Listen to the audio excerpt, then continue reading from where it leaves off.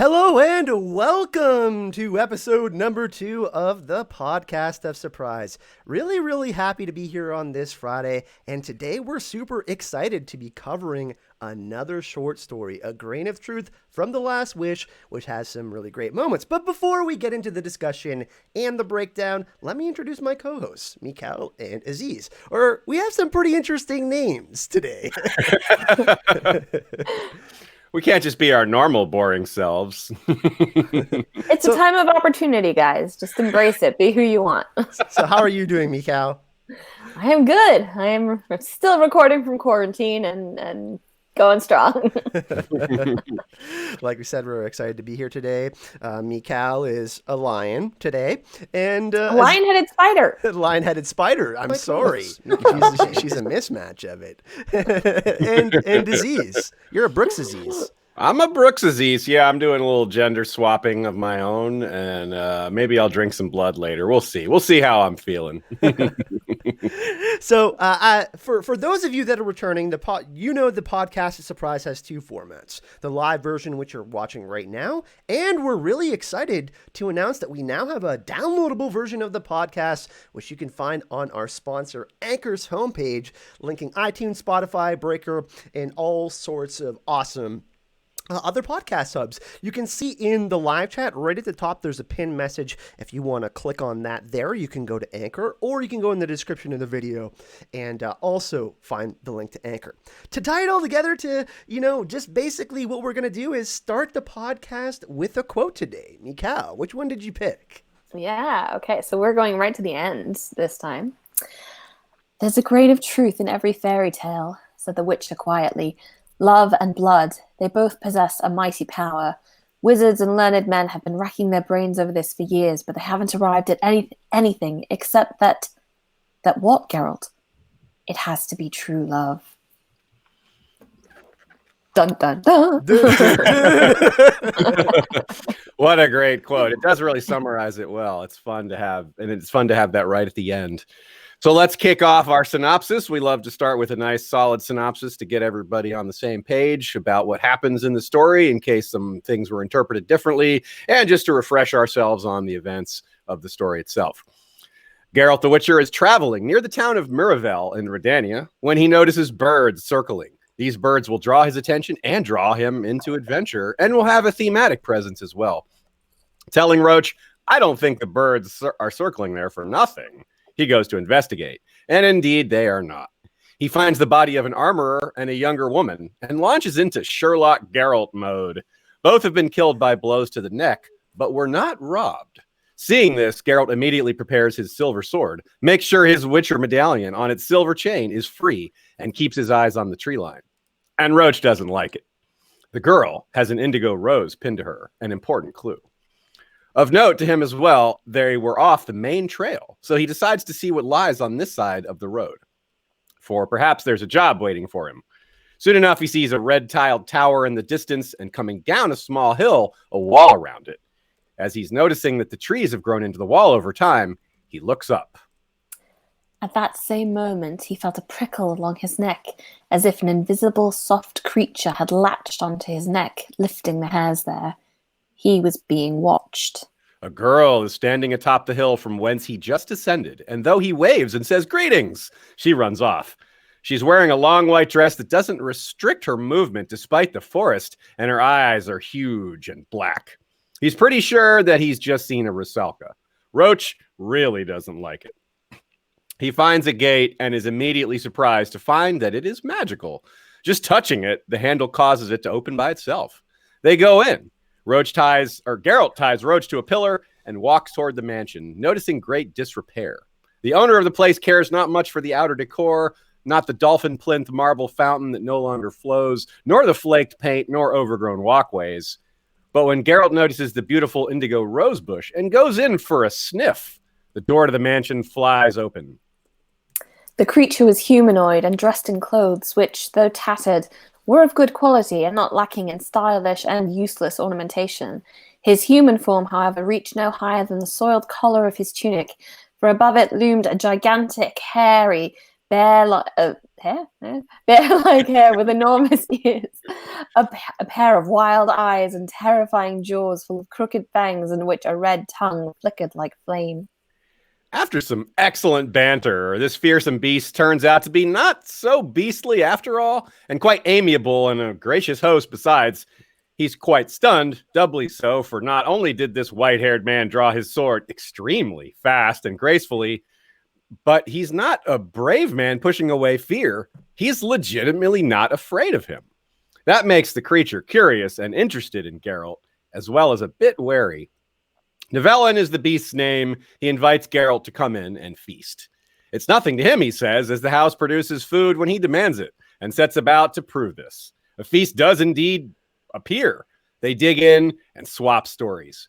Both of them are wary about sharing certain facts regarding their true nature, and both of them notice the other's attempts to brush off or steer the conversation away from those sensitive topics. Geralt does what he often does, speak less, and by doing so, encourages others to talk more.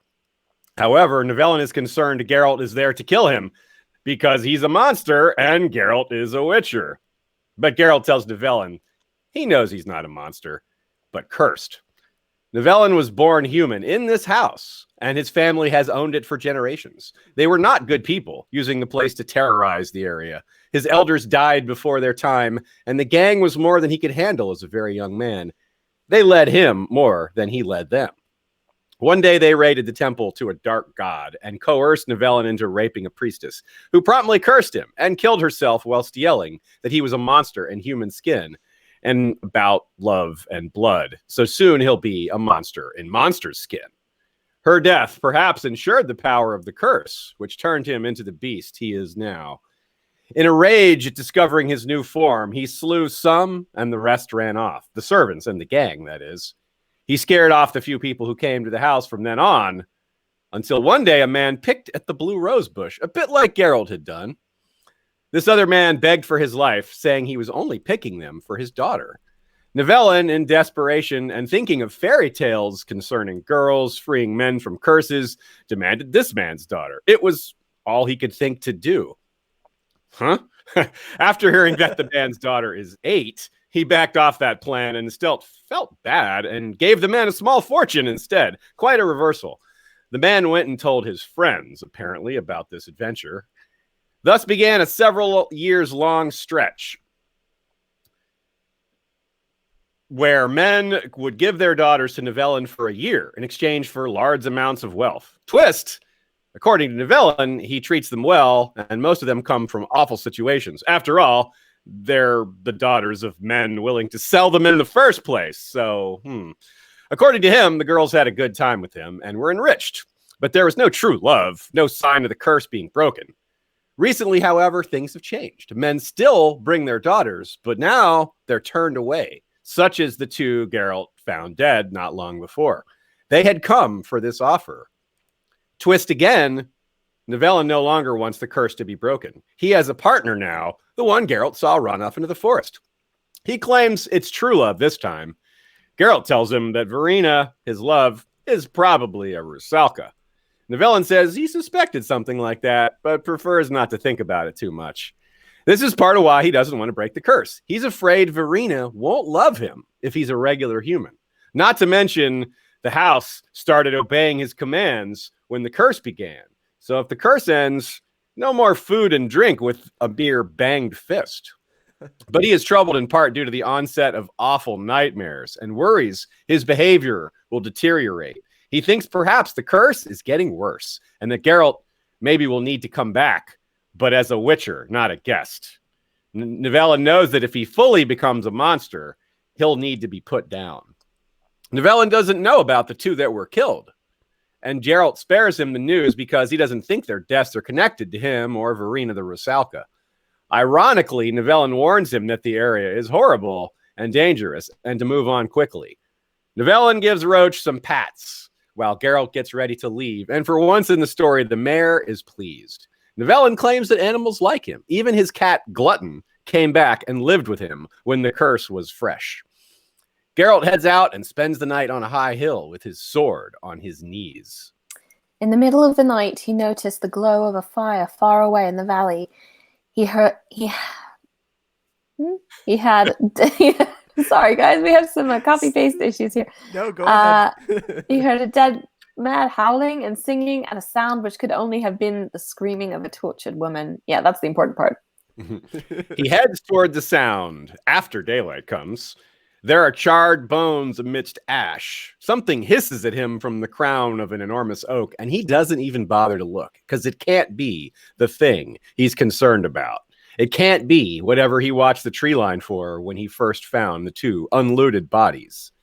Traveling further, later at midday, Roach is again spooked, this time by what Geralt refers to as an ordinary devil's ring, which is a circle of mushrooms. Suddenly, realization strikes. Roach liked Nivellen. What then disturbed his horse so much when they first approached? It must have been Verena, but wait, a Rusalka would not have that effect either. Horses are not scared of Rusalka. Geralt was on the lookout for a creature capable of killing that armorer and his daughter, and had eliminated Verena from the list of possible culprits because a Rusalka, which is basically a nymph or a fairy, cannot maul people to death. More realization, like the dawn itself, comes to Geralt. It's all connected. There isn't something outside the manor menacing the countryside as Nivellen believes. The menace is coming from within the house, as well as menacing Nivellen himself. Verena is not a Rusalka. She is the source of Nivellen's ever-worsening nightmares. She is the murderer of those two travelers and will kill again. And that means this is also no ordinary devil's ring. Thanks, Roach. Hang on.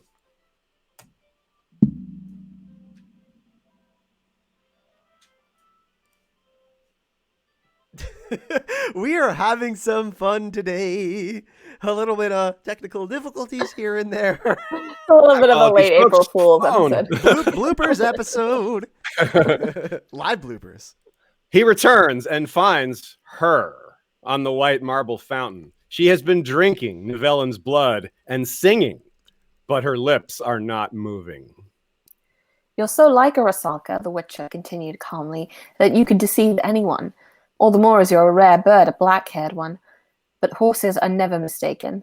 They recognize creatures like you instinctively and perfectly. Indeed, she is in fact a Bruxa, a higher vampire species whom Geralt has great difficulty fighting. She has powerful screams that send out concentrated shockwaves, can transform into a large bat, and is incredibly agile. He missed. It was so unexpected that he lost his rhythm and dodged a fraction of a second too late. It's extremely rare for Geralt to struggle as he does in this fight. Often the violence is the easy part for him. It's the other forms of conflict he struggles with. But in this case, it's possible he would have lost had Nivellen himself not interfered. After a short, desperate 2 versus 1, Nivellen himself eventually impales her with a 3-meter-long pole. She didn't shout. She only sighed. The Witcher shook, hearing this sigh. As she dies, she pulls herself more and more impaled towards her lover, all while proclaiming her love for him, that if she's to die, he will die with her. No one else can have him. Geralt stood, fascinated by the scene, but still couldn't make himself act. As she gets close to Nivellen, he snaps out of it, moving quickly to strike her head from her body, and moments later, Nivellen discovers he has returned to human form. Blood and true love has broken the curse, but there is no happily ever after. So really, really interesting synopsis there. Thank you for the expertise of voices, of course, from Michal there, and the narrating from Aziz. I'm going to give my reaction in just a second. I just wanted to do a shout out to everyone. Thanks for watching. And Moro Lee, who made some generous donations today, $75. She says, tossing some coins to your YouTubers. We really, really appreciate that. Of course, it helps out the podcast. And she says, happy 4-year anniversary on YouTube. I'm glad you remembered, Mora, because I did not. Yeah. Congrats, Kyle. Happy 4 years. And thank you to Mara for the many coins. Yeah, many coins.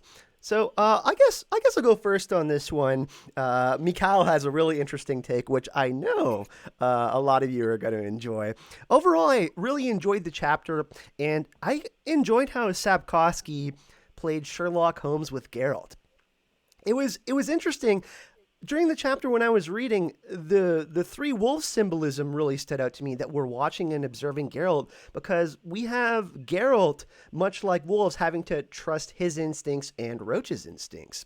At first, Geralt kind of takes everything at face value and ignores Roach's instinct, an animal, his companion. But after talking with Nivellen, the mansion's ruler, it was a lot easier for him to put together why Roach is having this reaction. So I thought it was interesting because Roach didn't like Verena, who, has the appearance of a human and then is more animal-like and beast-like, and she likes Nivellen a little bit more, who is a beast but cursed in human form. So I thought that was really cool. Roach, in a sense, kind of being like a dog, seeing the good and bad in people. I'm not saying Nivellen is a good guy, but she definitely had her instincts. They were like, Roach was kind of the MVP, part of the MVP of this chapter for me. And Roach, just really the highlight of Roach was really, really interesting, almost as like a second POV character in this chapter. What were your thoughts on the chapter, Michal? So I'm going to be the contrary voice. I don't actually like this story that much. I get what Sapkowski is trying to do with, taking off on the Beauty and the Beast, and there's kind of multiple twists that change, the way we would perceive that story. But I think that it kind of is a little bit like pro forma. Like there's a lot of stuff that's just like, well, this isn't Beauty and the Beast, so this has to be in here, and it doesn't so much contribute to the characterization and the themes for me as much. Nivellen is a really funny character, and he's very vivid and written really well, but I don't like what I think he, because he's so well written, he distracts from a lot of the more disturbing elements of the story that are that feel almost accidental but are very much there. That makes a lot of sense to me. I tend to agree with those takes, though. I don't. Maybe I come to a different conclusion on the story as a whole. I think that I'm really moved by the descriptions of Verena, and just the supernatural elements I think are really strong, and I really like the detective element. I think it's pretty efficient. It's again one of the shortest stories, and he manages to combine horror, love, and tragedy, and comedy, and lore, and a fight, and a helpful horse in 35 pages. I agree with a lot of the criticisms, though. Yeah. I think that some of the things Nivellen just brushes past are a little problematic, but maybe that's part of the point. I'm not sure, and I think that there might be a few things lost in translation. That's always something we have to be aware of. Not that it would make Nivellen look better; it might actually make him look worse. Just pointing out that there's always the issue of translation, and there may be a few key words that have a different meaning. Not that would necessarily change a lot, but it might change a little, and it might change a lot. But yeah, I think it's pretty strong, but I think also another maybe fair criticism is that Geralt isn't his personality doesn't come out a lot in this one. Yeah, the character development is not rich in this one, is it? Not as much, definitely. Like this is apparently chronologically perhaps the first story outside of the Vicenna story, but. Which is odd, because you would think that that's a time to really develop the character the most, when he's new. So you almost feel like this would be better if this story were later in the timeline, when Geralt is more familiar, and the lack of characterization wouldn't be, we would all know him so much better. So, that it's almost like that it would have fit better later. But I think that's, to me, that's a minor thing, because it's a short story and we have these things developed elsewhere. It would be a huge problem if this were a longer story, or if more depended on it. But maybe that's just maybe I'm just defending it too much. Sorry. Go ahead, Michal. No, I mean, I think it's really interesting because, reading, the Witcher, the first story that we did last time, We all kind of felt that like this was a great introduction, and like there was a lot of richness hidden there, and a lot of, even though Geralt is very taciturn and doesn't say that much, he still comes across very powerfully.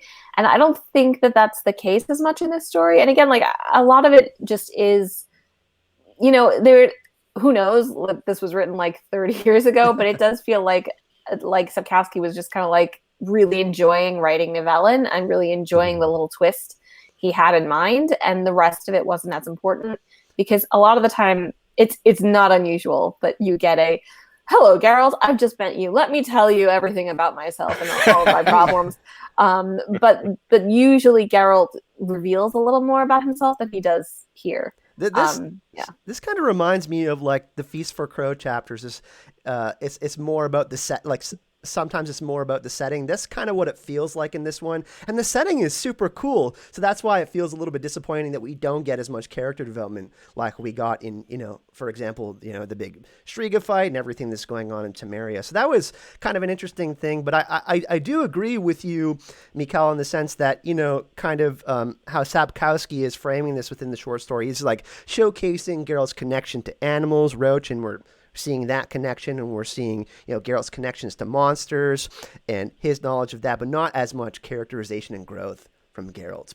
One thing I appreciated on reread is that because of a reread, I wouldn't have noticed this the first time, is that one saving grace on that point is that it's an inversion of what we often see with Geralt and his adventures, where a lot of times the conflict is difficult and the violence is easy.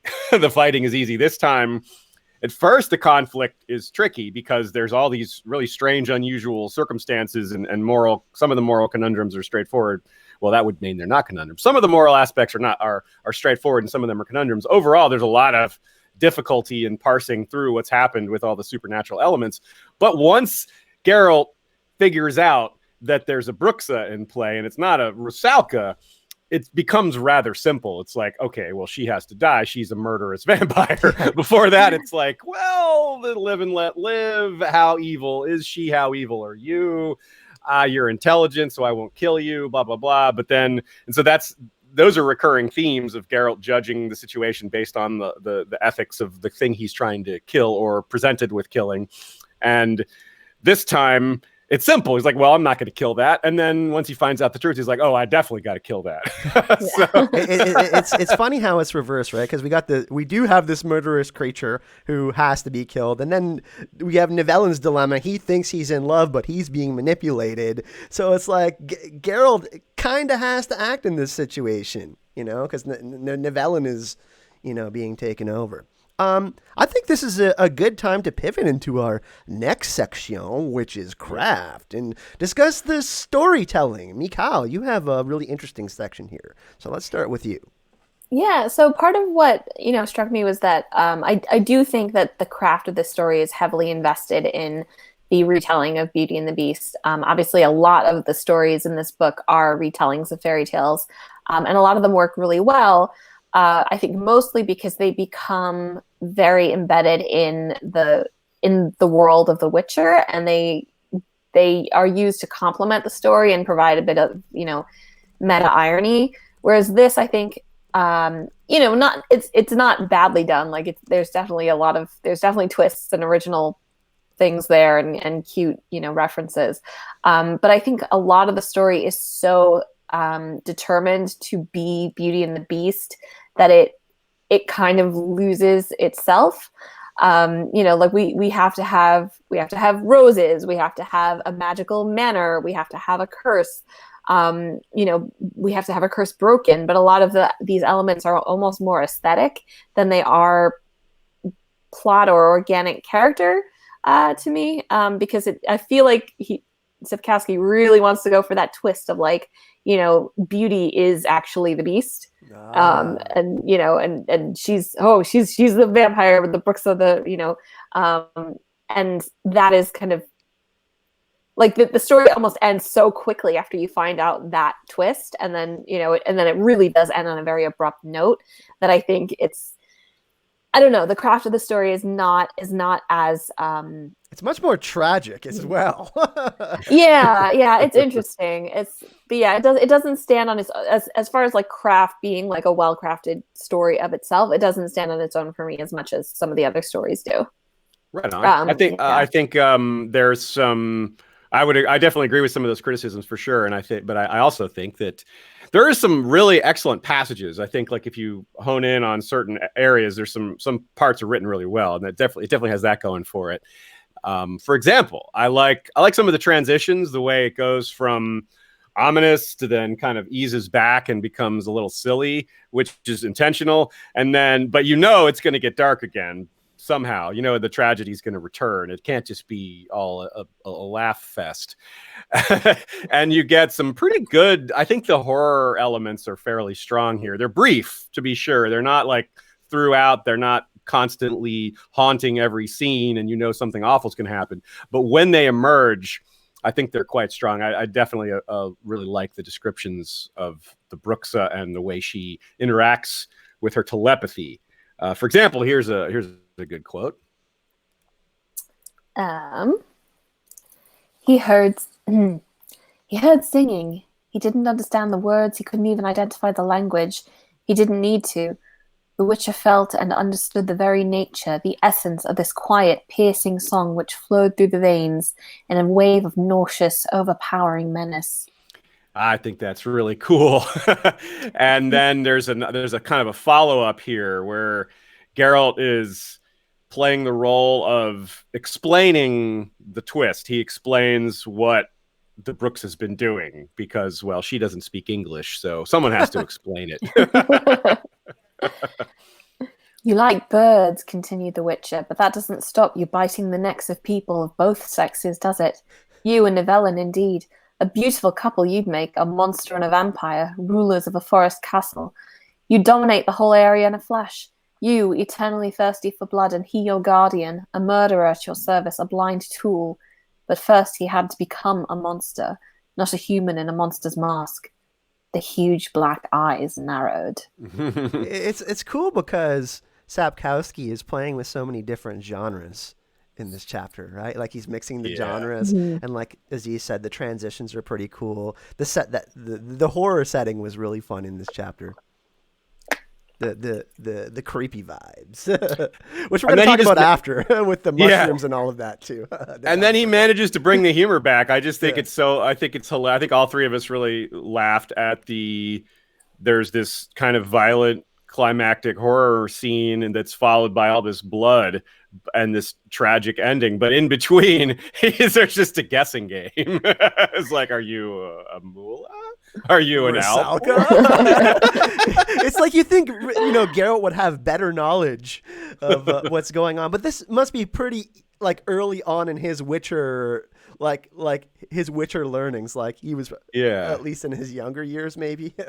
That would fit pretty well. I like that idea that he this is a little not young Geralt, but younger. Well, he is. I mean, he is showing off to Roach earlier, right? He's like, well, we know it's not a werewolf because then it wouldn't have been this, and there aren't these here. So yeah, maybe this is like just out of school, which is so funny because he doesn't trust Roach, and then Roach ends up being right. So it's like, who do we trust? An animal or a Witcher? So that's kind of a piece of the humor that I thought was really well placed within the chapter as well. Yeah, it is a very funny story, and actually in that way it's kind of a bit of a microcosm of generally I think the series, because it does fluctuate in tone a lot, and I think that's very intentional. The thing with the humor is it's kind of a double-edged sword in this story for me, because it is so enjoyable. Like it's really funny, like this monster storming out of the castle and yelling, and Geralt's being like, okay, what you got? And then him like pulling up his pants and just like, it's really funny. And Nivellen's dialogue is really well done. But and I think that glosses over a lot of the darkness that actually is there, not just in the beginning and the end of the story, but the stories that are being told. Like we have the murder of these two people, that it's just kind of like, oh well, Oh well, these two people were horribly murdered. Oops. Surprise, as Yeah. Thomas says in the live chat. Right. Thanks to the donation. There are some unique surprises in this chapter. We're going to talk about the Beauty and the Beast stuff actually after, which is a great theme that Sapkowski loves to play on, the inversion of fairy tales. So we got your question and donation from last time, Thomas. Thanks for that one as well. Should we talk about some themes, or did you have more to say about that, Michal? Oh, well, I just wanted to add, like, I mean, there's the rape and the suicide of the priestess. There's, Nivellen being like, yeah, so I went crazy and I murdered all the servants and, like, lol. And, you understand, I turned into a monster, right? It's okay. Yeah, and just the way it's told, I think, allows you to breeze past a lot of these things unless you're really, like, paying attention to it. I think maybe it was like I was skeptical reading Witcher for the first time, so maybe I was more attuned to things like this, as opposed to just like, hey, this is just a story. Whereas I was just like, I'm expecting sexism, so maybe I found some sexism, but in the character, that is. But yeah, I mean, that is all to say that the humor is extremely effective in what it does, and is really enjoyable. So let's actually dive into the topic of consent then, because this is something that you highlighted. So we have our document, everyone, and we kind of write, and we have favorite parts, which we want to talk about and stuff. And this is something that I think that we should talk about because it is an important topic. Yeah, I mean, I think in some ways this story is sort of all about consent. You have that joke that goes around the internet that, like, Beauty and the Beast is just Stockholm syndrome, and it's not really, but consent is obviously an issue in Beauty and the Beast stories. But the first time it really comes across, it is sort of brushed over that, like, Nivellen is brought to this temple and the priestess happens to be there, and his men strip her naked and force him to rape her. And, like the main takeaway, Nivellen is like, oh, that was a bad temple. Like, oh, poor me. This sucked. And I'm like, oh, did it? For you, huh? For you, dude. Yeah. And, the idea of, like, somebody cursing somebody to be what they're experiencing, to manifest their experience of them. Like, because obviously this priestess was experiencing Nivellen as a monster. So he would be a monster outside. I think that's a very effective visual and an interesting way to start a Beauty and the Beast story, as opposed to some of what Aziz will talk about later, where the story classically starts. But it does kind of turn into just like like Geralt at some point, like, well, you had bad luck raping a priestess of that temple. I'm like, okay, like, yeah. Yeah, that's rough. I agree. It's also interesting because you wonder if what her perspective. I agree that it's really interesting how he's trying to make, or the curse is very much about making him suffer the way she suffered, or like flipping the perspective on him. And diving deeper into that, it's strange because this is, like we said, like your nickname says here, the lion-headed spider, and it's not a reason, it's not an acceptable reason to rape a priestess. But Geralt is right that this is a really bad god. That is a really bad news, and it's possible, not an excuse, but it's possible that young teenage Nivellen was told that it's okay because this is a dark god, and his teenage mind accepted that. It doesn't make it okay, but you wonder if that's part of the coercion. Like, oh, look, this is an evil god. Of course it's okay to do whatever, do the worst to them. They're so awful. And if that's the case, I don't know if that's a lesson or a take that Sapkowski intends. It's an interesting one if it is intentional, because it makes you have to reconsider the concepts like wishing the worst on your enemies, or people deserve bad things because they're bad people. It's not necessarily true. People have to be punished for their bad deeds, by consensus, not by random people deciding that they deserve to be, raped or murdered or something like that. There's no way that's justice, even if this is a bad person. It's really interesting, the religious undertones that are going on here, because we have this idea of penance, and we know that Geralt is not in line, or at least is not all until later, he doesn't really believe in the idea of destiny. He doesn't believe that for Nivellen too. And we see him interact with so many people throughout the story, and him, just like we see he takes Nivellen at face value, and then as he learns more, he learns that there is this thing going on with Nivellen that isn't right, even though all of these things happen, and that he decides that he has to act. So that's a pretty interesting thing that's going on. We also have appearances versus reality. This is a thing that Sapkowski does a lot. Nivellen appears to be a monster, but is not. Verena appears to be a girl, but is not. So he plays with the true nature of the characters in this episode. Even Roach, we find out that Roach is a lot more MVP of the chapter, and we see that Geralt is not as instinctual and has to rely more on Roach to kind of figure things out. So that was a really interesting thing in the chapter for me too. Yeah. Appearances versus reality. I like this take. So which of you guys wrote this take about the dragon in there? This is good. Oh yeah, that was me. Yeah. That's Michal. Yeah, I almost called you Nichal. I like Nichal. We have ample opportunity to play around with this stuff. The dragon thing just struck me as a little thing.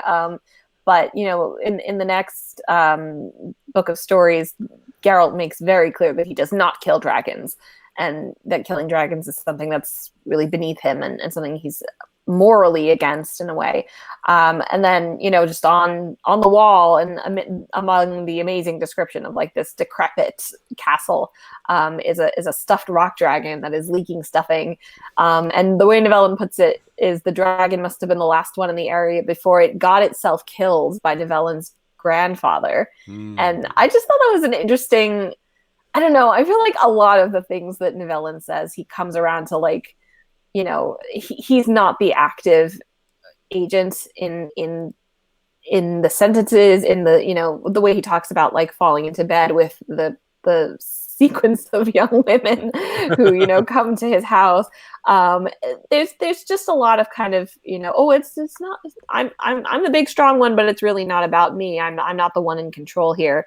And if you think about control as kind of a parallel theme to rape, that is kind of something interesting, because there are definitely ways in which Nivellen is not in control in the story. Like obviously he is at Verena's mercy for most of it. But yeah, I don't know. It's hard for me to like characters who clearly have strength but keep being like, oh, it's somebody else's fault. It's not mine. Yeah, I totally agree. It's annoying that everything else is somebody else's fault, even though if you're really getting into it, there are certain, like you said, there are things that he has no control over that are certainly afflicting him. But at the same time, you're right. He has a lot more agency than he gives himself credit for. And it's just kind of like, come on, man, you've got more options than this. Yeah, it's kind of like he never grew. Like he's clearly grown in a lot of ways, not just physically, since he was cursed, but he hasn't really grown past that idea of like, I am at the whims of more powerful people / beings. And he kind of substitutes whoever happens to be there, whether it's the father of one of the daughters or, whatever, or Verena, as the thing that he can't act against because he's just this, meek little weakling. Yeah. He definitely goes along with things, right? Like he's going along. He went along with the gang, even though it was coercion. He went along with his father's and his grandfather's banditry, and he's just going along with Verena. He's just like, well, I'm resigned to this. It seems like he's just resigned to everything that happens. I mean, even at the end, like Geralt's like, you sure you don't have any enemies? Like you've done some sketchy stuff, dude. And he's like, oh, no, definitely no enemies. It's interesting how nature versus nurture ties in with the appearances versus reality type thing going on in this chapter. We have a couple of interesting comments in chat, which is, kind of tied to what we're talking about. Macrophag says, I think Nivellen had an impossible choice to make: rape the priestess, or face his thugs in case he refused. He did what was expected. It's the second one. Sorry. Yeah, it's the second one. Yeah. And then it said, Bobby B says, it's not okay. The kid was a teen being pressured by the violent thugs. So if he did rape her, I expect his punishment would have been similar to hers. So yeah, there is, like I said, this kind of penance thing going on. Yeah, he kind of thinks he deserves a lot of his resignation is just seems to be part of kind of his personality, the way his life has been. But he also seems to, on some level, feels like he deserves what's happening to him. Which isn't to say which is an interesting balance, because he still isn't doing a lot about it. He's not trying necessarily to be a better person. He's just sort of accepting, like which fits in with his resignation, that he deserves it. So he has it's a slightly redeeming feature that he at least understands that he's done bad things and deserves to suffer for them. He just doesn't have a great sense of how redemption works, or how, things like that. He's still a teen, right? Like, he's like underdeveloped, like in some ways, like Macrofag is saying again, I wonder how he's going to do on his own. Like, yeah, seriously, like he's hasn't learned good values. You know what I mean? Like, he hasn't learned like really what's right and wrong until he starts to reflect, in this period where he is a beast, where he's like, oh, okay, yeah, that was pretty bad, Yeah. Returning to consent issue as well. I think it's interesting that it gets flipped a little bit with, he forced himself on this woman, and then has these other women that don't necessarily have the choice to be there because their father leaves them there. And then Verena it's not sexual consent, but she has, conquered him in a sense, and she's not making him sleep with her. She's taking his blood, which, I don't know if we need to judge what's better or worse there. It's not really important. It's definitely a bad thing. The lesser evil. Yeah. And then just invading their minds with telepathy, things like that. It's like overtones of a related theme, which I think is kind of interesting. We before we move on, we do have another donation morally for Aziz and Michal, just a show of appreciation for your insights. Well, thank you, Maura. Thank you, Maura. Just so you know, anyone that makes a donation with anything that happens on the podcast, we're kind of going to pull that together. We got some discussions on mics and webcams and all that kind of stuff, just to improve the podcast as we oh, my American accent came out there. Podcast. You got me saying y'all, Aziz. Anyways, thank you. Thank you very much, Maura. We appreciate that. I got y'all saying y'all. I can't say y'all. It doesn't work. So, some people actually thought you were fully British because of how well you did your accent, Michal. So, oh, thank you. Oh, she is fully British. It's the American accent that's I just play a New Yorker. That's the rule. All right, we got lots more to discuss. Again, thanks everyone for joining us. And like I said, we're going to move on to some more discussion here, and we'll do a little bit of a question thing towards the end, like 15 minutes after the pod, for our live version. So yeah, let's continue. Let's talk about some themes, maybe. There's an homage maybe to the theme of the first story, which was there was a lot of Dracula homages there. There's maybe just a little bit more of that here. A couple bits we found. One was that he's explicitly invited in, which of course is a big part of vampire lore, that they can't come in your house unless you invite them. And then there's the scene where Nivellen is still kind of feeling out Geralt. He thinks he's still wary that Geralt, being a Witcher, is there to kill him. And he's like, so what happens if I come at you? Even if you pull that sword out and you get it in me, my weight and momentum is going to come on top. I'm going to come on top of you. I should have said it that way. And then I'll be flat on top of you, pinning you down. And then he says, and then it's teeth that'll decide. What do you think, Witcher? Which one of us has a better chance if it comes to biting each other's throats? Got a little sexual there, Aziz.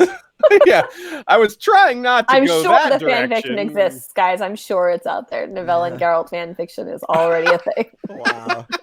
Even more so next year when it comes on TV and Henry Cavill and Christopher Hivju. There's too much handsome in that mix for people not to make some stuff up. If you follow me on Azor Ahype Facebook, I have a picture of Geralt in the tub and then Jaskier beside him, Dandelion beside him, holding his thigh in the bathtub. So that's another one.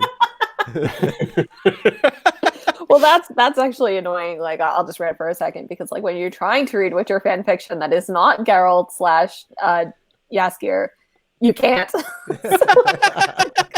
my God, I just want some angst here. I just want some Geralt, Yennefer angst. No, you don't have that? Okay, fine. Ryan Bird says, coming on top of you, there's no consent there. Anyways, I think that we should move on to a different part of the podcast. That is going to be cut out for our other version, I think. But I wanted to talk more about Spurge. No, I'm just wow, what's going on today? It's not 420. Oh man, we've all been inside for too long. Yeah. What day is it again? I don't know. Not 420, which is why I'm surprised. The whole month is 420. That's the problem. That's true. So, Cursed Love, that's another kind of recurring theme, right? We had that with the Striga. We're going to have more of it later, and we certainly have it here. Do you guys have any thoughts on that, or is it just kind of a nice, noteworthy milestone continuing on?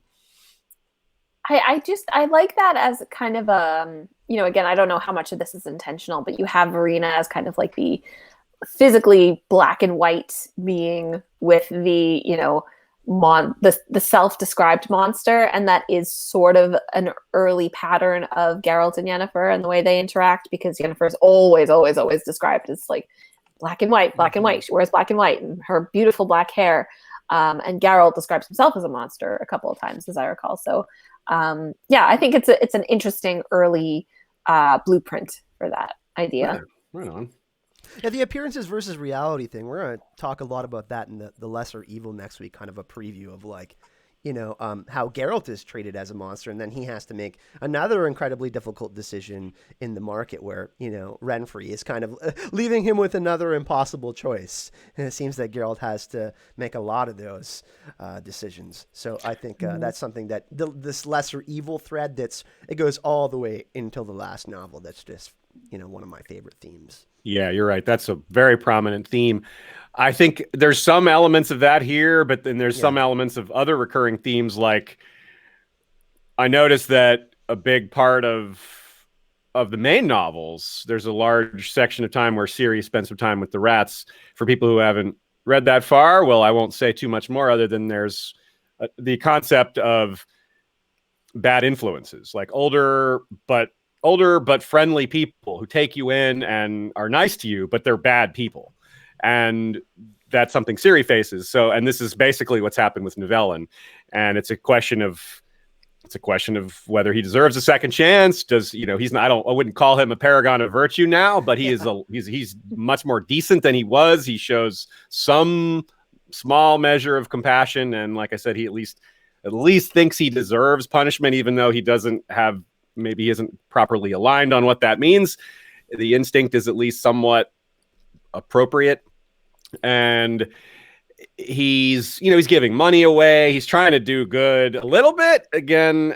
So it's a question of, did he do his time, so to speak? Did he suffer enough, or is this the kind of thing you can't be redeemed from?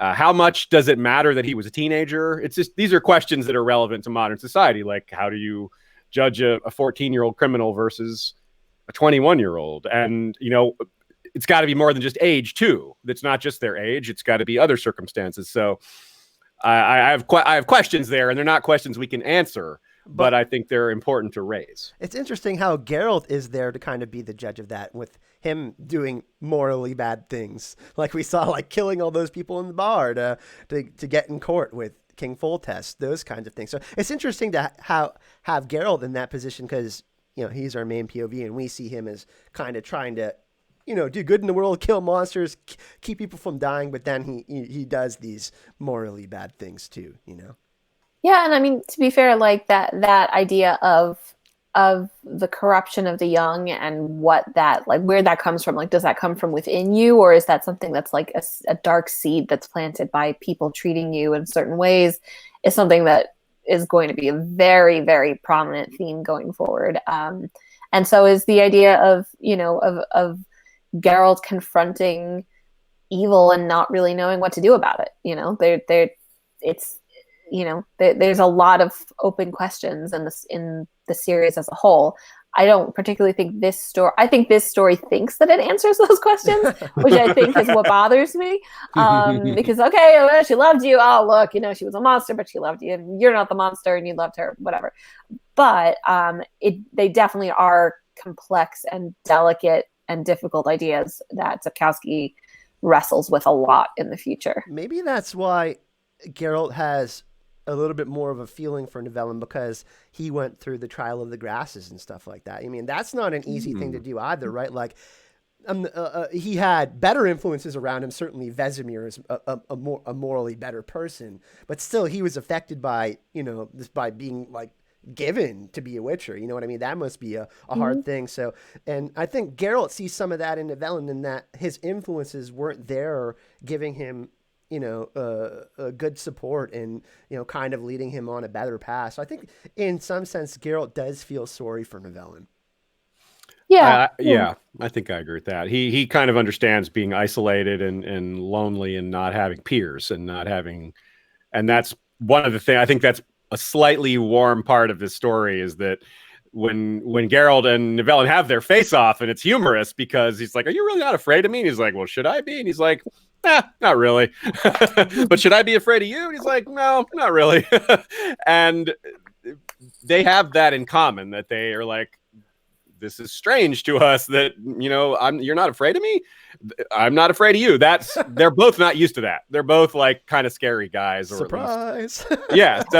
So that is it's an odd thing to have in common. And I think I find that oddly warming, that two like loner type, even if they don't deserve each other or deserve whatever. I think that it's a neat concept of people who have very few peers in the world finding something to bond over, even if it's extremely brief and there's no extension there. They don't stay friends or anything, but it's this brief, like, oh, there's someone slightly understands just for a minute,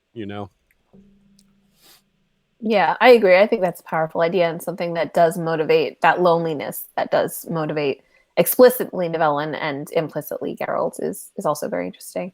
One thing that's interesting, we're currently experiencing a pandemic, and I just thought of this, like, as a content creator, I thought of the times where I'm like, oh yeah, I'll be good through this. I'm creating content. I've been used to this. I've been social distancing for years. But then, having some of that freedom taken away from you is an interesting thing. It affects you differently. You think you might not be affected by something as much as you think, but it does affect you. So that's kind of an interesting thing too. When you are isolated, like, support and love is a very important thing in life. If you don't have that in life, then certainly some people act out violently in negatively. Yeah. So that's another interesting thing that I think, like Aziz says, is a more warm thing, because Geralt understands some of his suffering and pain. Yeah, I mean, moral ambiguity is a recurring theme in this series, and it's a real thing. I mean, there's lots of people in the real world that you don't want to just label them good or evil. It's not that simple. But in a fantasy setting, it's even, there's more potential in different ways, because you have these supernatural elements that just, I mean, Nivellen is cursed. You can't really there's no real world example of being cursed. I mean, you can have things that are effectively curses, but not a literal supernatural curse. Yeah. But he arguably deserved it, right? That's part of the ambiguity here. And I really I'm really happy, to be honest, that we as a podcast group here have different takes on this story, because I think that's kind of the point. Part of it, there is, with more ambiguity, you wouldn't really be able to make that great a claim that it's morally ambiguous if we all agreed on what the moral ambiguity was. Like, that kind of speaks against it being ambiguous if we all agree. You know what I mean? So we're challenged to see, like, is this an effective judgment of Nivellen? And in some ways it's not. In some ways maybe it is. But and we don't have to.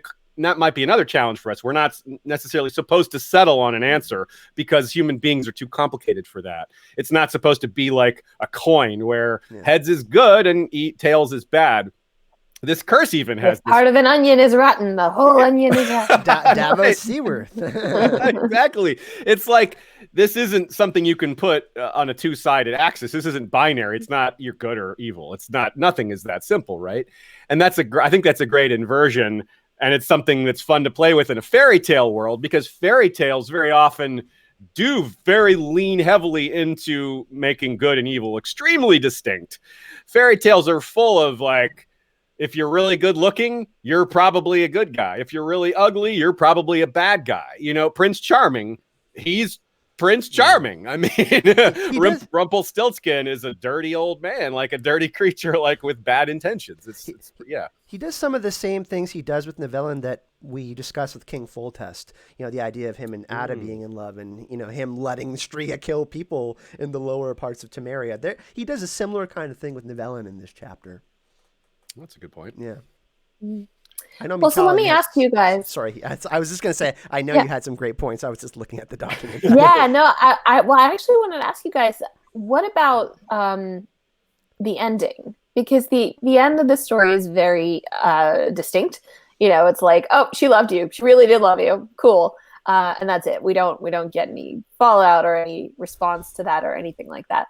So do you think that is a furthering of the moral ambiguity, that even though this Bruxa creature was so evil and taking away Nivellen's consent in a lot of different ways, do you think that like are we supposed to be like, oh, she wasn't all bad, or is it supposed to be like, oh well, how ironic, and now the curse is broken, and you know, because I'm not sure. I think it's more for Nivellen, because he had this lack of love in his life, and he was taught, you know, he wasn't taught these good lessons. So for him to find out, like, it is more tragic, because he finds out that he was being manipulated, and this being was using him for, you know, she wanted to rule the countryside with him as kind of this, like, you know, like the Batman symbol, but Nivellen as this beast. You know what I mean? Like, that's kind of how I think about it. It's like, yeah, we know that manner, that beast. Okay, that's pretty scary. But that's kind of how I think about it. You know, the lack of love is for me, it's a really scary thing, you know? And it's something that's totally tragic. I think that's a really good take, and I would agree that we should, with Kyle, that we should consider not just whether she loved him, but his level of love for her and how true that was. But to speak to your main point, Michal, yeah, I think it's super interesting, because what is love to a Bruxa? Like, you can argue that she was possessive and jealous, and that's not love, but this is a different species. This is a human idea of love. We can't force, as strange as it may sound, we can't force our definition of love even onto a Bruxa. You know what I mean? It's like, well, yeah. Why is our definition of love the one that matters? I mean, I think to humans, it is the one that matters, because it's the one we have to deal with. But it's a real challenge to say, well, is that love? I don't know. It's that whole appearances versus reality thing. Like, Nivellen appears to be a monster, but is not. Verena appears to be a girl, but is not. Like, what is their true nature? That's really, I think, what this chapter in short story is asking us to ponder. Mm-hmm. And whatever she felt, it was enough to fulfill the terms of breaking the curse. Yeah. So that's certainly by the rules of the world. Of the setting. Yeah. At least according to the little lion-headed spider. True love. True love? You got it. True love? Question mark? I don't know. And with Nivellen too, it's interesting. Like, his upbringing, he quite clearly never had male role models that showed him a healthy relationship. Like, his mother isn't even mentioned that I can recall. It was his father and his grandfather, and they were real scumbags. But then Verena comes along and is of a similar ilk with, you know, even though a different species, obviously, because she comes along with the same intent. His family has ruled that area with violence for generations, and now she's just coming along to do the same, but with with supernatural powers instead of with human powers. And that's really interesting too, because if it was just bandits, Geralt would not have interfered unless they attacked him, or, you know, it was like right in front of him or something. But Geralt's not a bandit hunter, he's a monster hunter. So because she's supernatural, that's what caused him to interfere, I think. And that's kind of an interesting twist too, because like, if they were just bad dudes, he might have just done nothing. That's why it's so interesting to see Roach's reaction to all of this, because she's an animal but can sense monsters, and like, it's just so interesting how they're toying with the animal monster human dynamic. Sapkowski does that a lot, and I really like it. Yeah. Especially in this chapter too. So if I could finish my attempt at a metaphor here that I sort of got off, and then I sort of got off track on it. I was talking about coins are the wrong metaphor for people's personalities and their ethics. Maybe it's more like gemstones, because, no matter how you look at a gemstone, you can't really just focus on one side of it because it's got facets. It doesn't really have sides. And I think maybe, and they always connect. No matter what angle you look at a gem, it may look different, but you're never gonna, you can't really isolate one little aspect. It's always parts that connect to each other. And maybe that's sort of a message here, that you can't just reduce somebody to one or two of their deeds. It's, if I can borrow some Stannis, the good act doesn't wipe out the bad, and the bad act doesn't wipe out the good. That kind of thing. It's interesting that you say gemstones, because there is mirroring going on in this chapter. Yeah. And gemstones kind of, if you look at a gemstone you get a reflection, you might see different sizes and versions of yourself. Yeah, exactly. That's kind of what I was going for. Maybe I didn't explain it as well as I could have, but that's absolutely what I was going for. Thanks for the pickup. The idea of the material, being a substitute for the emotional is really powerful in this. Like, Nivellen's like, I'm alone, but I don't even have servants, but like all of my needs are met by the house magically, automatically. Like he substitutes wealth for daughters, and like, the way he talks about, like, I mean, it's unclear how much seduction, like deliberate seduction is involved with the girls, but he definitely is like, oh, well, first they were scared, then they felt bad for me, then I kind of fostered their sympathy with, precious gifts.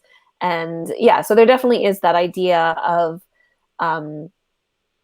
gems and silver and gold and pretty things and good food being kind of a physical stand-in for love and for, I guess, the things that are harder to put your hand on physically, because love is not a physical thing, obviously. Yeah, that's a great take too, because it really speaks to the nature of the curse. Like, the priestess made it so he would have all his basic needs taken care of, which means he could really focus on how lonely he was and how no one likes him. And if the curse is ever broken, well, he's going to not have any idea how to take care of himself, because all his needs were met all automatically, and he's not learned those skills. So as far as the epilogue that we don't get from the story, I think that's maybe a dark part of it, is that he's probably, there might be still some wealth still in the house, and if so, then he's got that, but he's got no connection to anyone, and no, like, he has to start over without basic skills and or relationships. Well, he's handsome now, so it's fine. Maybe an extension of the curse. Maybe this is even worse than the first phase of the curse. It's like a metaphorical second phase. Oh, those lion-headed spiders, they're good with their curses. I love they really know what they're doing. I love how he, like, these first two chapters, I love how he ends them abruptly. Like, we have the question that Geralt never answers, why he, bit the Striga on the neck. And then we have this one kind of just ending abruptly too. So Sapkowski is screwing with us a little bit with these two. Yeah, definitely. Yeah. How about this this poetic bit at the end, right after Geralt cuts her head off? We had a couple different takes on this. I'll start by saying I think part of it is that she was in their head. Verena was projecting telepathy, screaming and yelling and focusing her hatred and her evil and her love. And it's just got to get real noisy with all that going through your head. And then all of a sudden it's gone when she's killed. And so I think that's part of it, is that there's this release of her hold that she had on them. And it results in this kind of peculiar moment. It's written, like I said, kind of like a poem. What do you guys think of this? Michal, you noticed you had a take on this as well. Yeah, I wasn't too impressed by this, and maybe something's lost in translation. But to me, it was just like, okay, emo Geralt, calm down. Like, the emptiness within me. I'm like, okay, dude, it's fine. The Jon Snow vibes. Yeah, it very much is. Yeah, and I mean, yeah. It is to me a little bit of like, oh crap, I need some interiority for this character who has had none for this entire story. So I don't love it, but it's definitely something that will be echoed. Certainly in the next story, about kind of Geralt having sort of weird out-of-body experiences when he comes to contact with particularly feminine magic. Actually, in more than just the next story, in a couple different stories.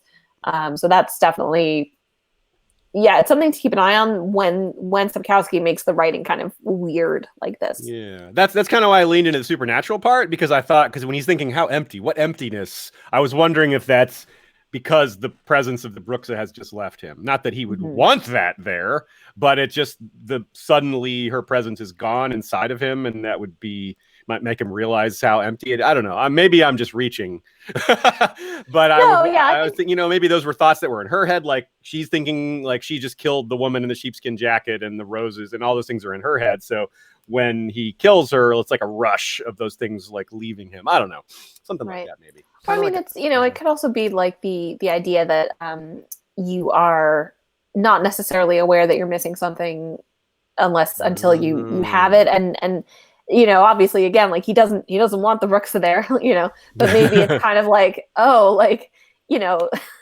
like, man, it would be nice to have a girlfriend. Yeah, keep in mind, I wanted that, Keep in mind, y'all, that we're almost positive that this is well before he meets Yennefer, so he doesn't have. He's never had like a real relationship. He's only just had flings at this point. So, and we know how much Geralt likes his flings, and that's why it's so interesting, the mention of the dark hair, which we talked about earlier, and monsters. True. And yeah. She is black, like Michal said. She's black and white, very much here. Yeah. Black hair, black eyes, white dress. So there is maybe just the slightest, and very possessive, which is. But it's interesting how Sapkowski presents this monster, and then then Geralt, like this, how he treats Yennefer and how she treats him sometimes is really funny. Yeah, it's funny. What we'll find out later, Sapkowski's going to reveal that when Geralt waved at her and said greetings, he was flirting. He was hoping she'd come. He's like, hey, baby, what's up? Nice dress.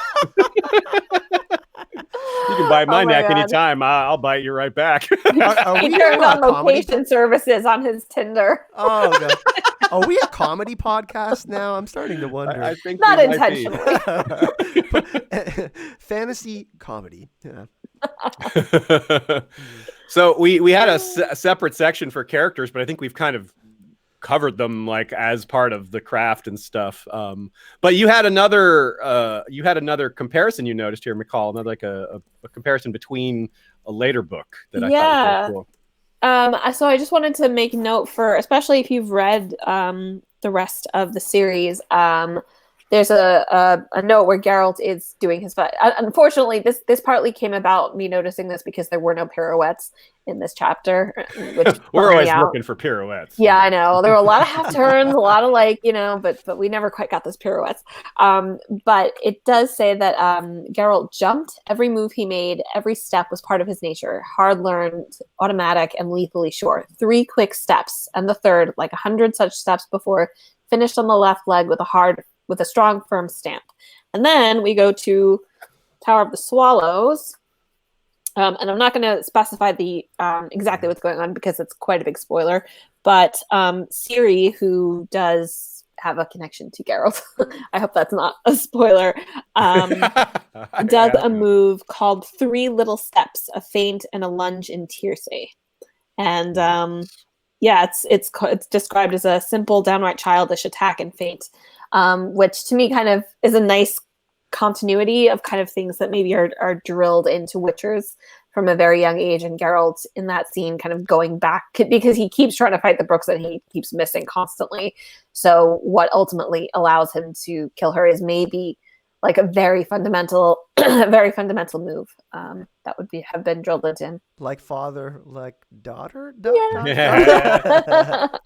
Yeah, I had more cause to look up a sword fighting word. He uses the word moulinet, which it's hard to describe. It's kind of when they do their like the wrist twirl of a sword. You see like the guy. Okay, picture Indiana Jones and the Lost Ark and the Raiders of the Lost Ark when that swordsman just comes up and is doing all these little, and then Indiana Jones just shoots him.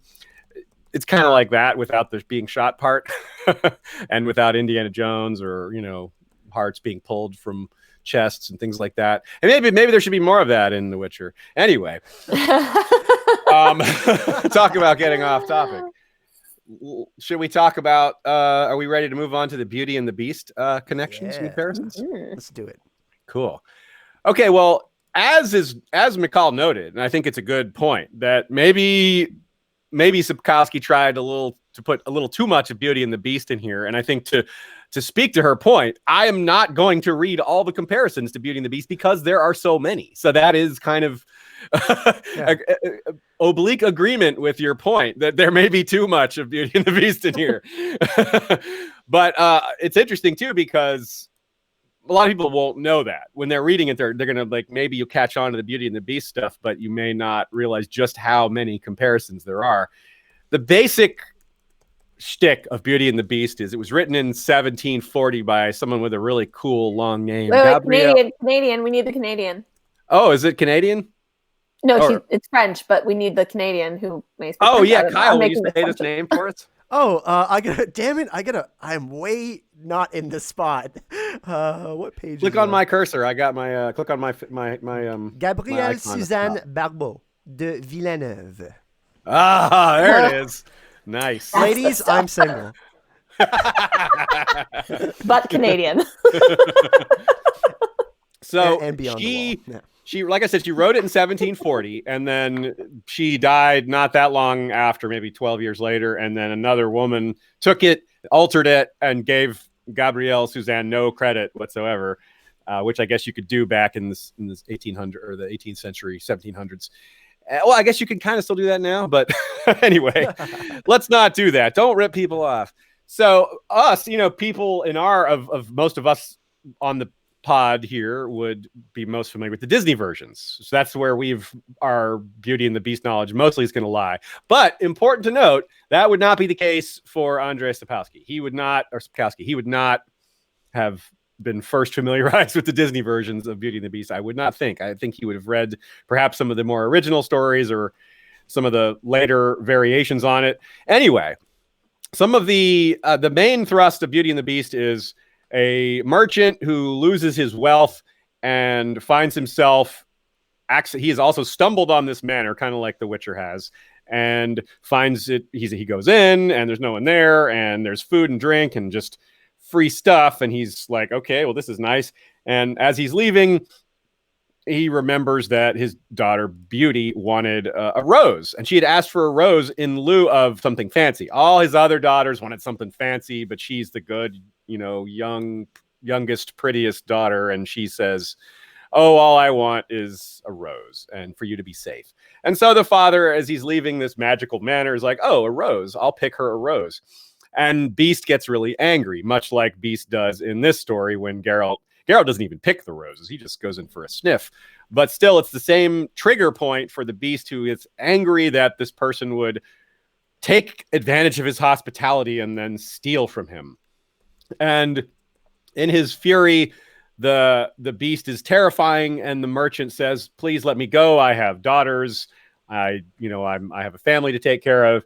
And Beast takes pity on him and says, okay, you can go, but one of your daughters has to come live with me. And he's like, well, that's awful, but what's he going to do? It's either that or be killed. And if he's killed, he can't take care of the rest of his family.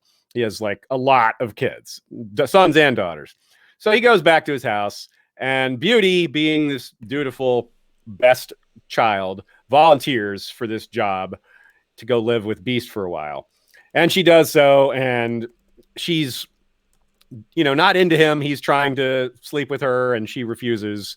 And every night she dreams of a handsome prince she thinks is somewhere in this house. And he's trapped in the house, like hidden in the basement or something. So it's kind of similar in that the mistaken identity, thinking these are two different people, but it's actually one person. She eventually figures out that she's dreaming of Beast himself, but that he's been transformed.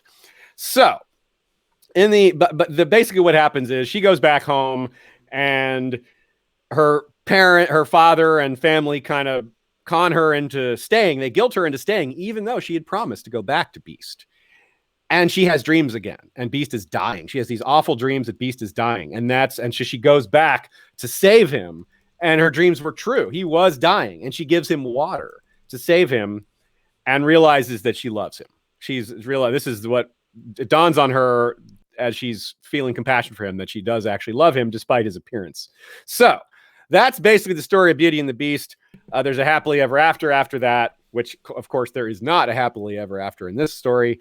And so Beauty is very much the opposite version of Verena, except for the most crucial part, I suppose, which is the true love of Beast. Other than that, she's the most perfect example of an ideal woman for that era.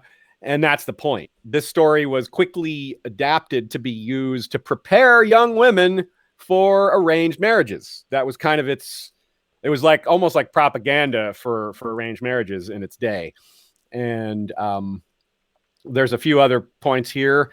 Beauty and the Beast features a magic horse, which, hey, Roach is not magical, but pretty awesome. I'd say Roach is magical.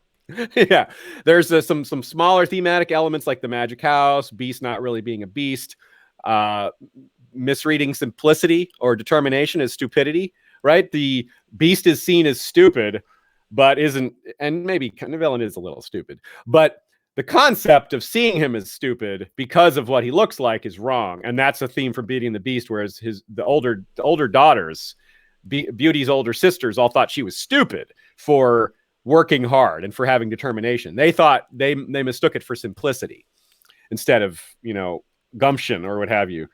There's also a magic ring in the Beauty and the Beast that if she spins it around her finger 3 times, she gets transported back to the manor. Well, what we have in this story is Geralt and Roach stumbling on a devil's ring, which causes them to turn around and go back to the manor.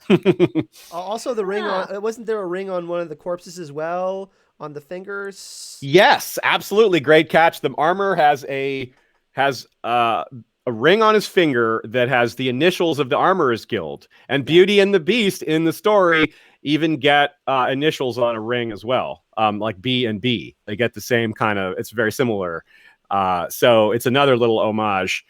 And the water thing is also important. When she finds Beast dying, she restores him with water from a nearby spring, which is also what Roach is drinking from when they notice the devil's ring. And when Geralt shows up and Nivellen is trying to say, you should leave, don't stay. He's like, well, how about, can I have some water?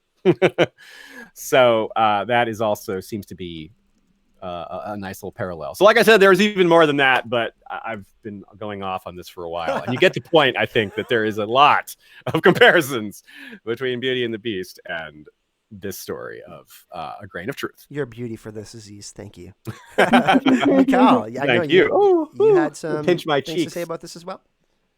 I mean, I am really, I can't deny that as a writer, I'm impressed by how thoroughly he manages to get to embed all of this into the story, and in some ways quite subtly.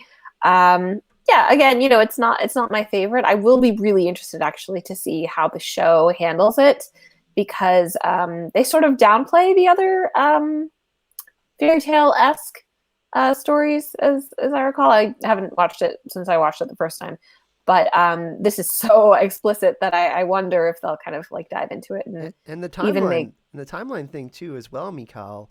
They're doing it in the first episode.